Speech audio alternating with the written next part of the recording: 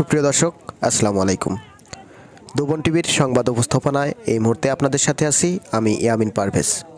প্রিয় দর্শক, সরিষার দাম কমতে শুরু করেছে। আজ 14ই মার্চ 2023। আমি এই মুহূর্তে একটি সরিষার পাইকারি হাটে অবস্থান করছি। সাপ্তাহিক হাট এটা, প্রতি সপ্তাহে 2 দিন হয়ে থাকে। প্রচুর পরিমাণে সরিষার আমদানি হয় এই হাটে। সারা বাংলাদেশে সরিষার দাম একই অবস্থা।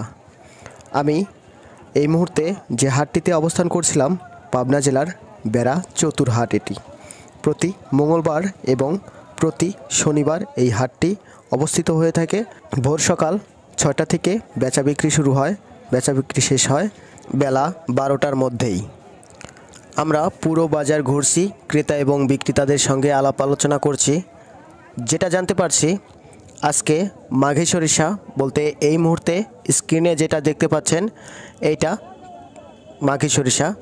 এটা আজকের বাজার দরে সর্বোচ্চ ভালো মানের যেটা, সেটা বিক্রি হয়েছে 3150 থেকে 3200 পর্যন্ত বেচা কেনা হয়েছে। আর যেটা সেতি সরিষা আছে বাজারে, সেটা কিন্তু আজকের বাজার দরে 3200 থেকে শুরু হয়েছে এবং 3250 টাকা পর্যন্ত বেচা কিনা হয়েছে। তবে বাজারে দেখা যাচ্ছে সবথেকে বেশি মাঘী সরিষার আমদানি, যেটা একটু ড্যাম কোয়ালিটির সরিষা, বলতে দুটা একটা রোদ দিতে হবে। সেই সরিষা আজকের বাজার দরে বেচা কিনা হয়েছে 2800 থেকে শুরু করে 2850, 2900, 3000 বলতে প্রকার ভেদে।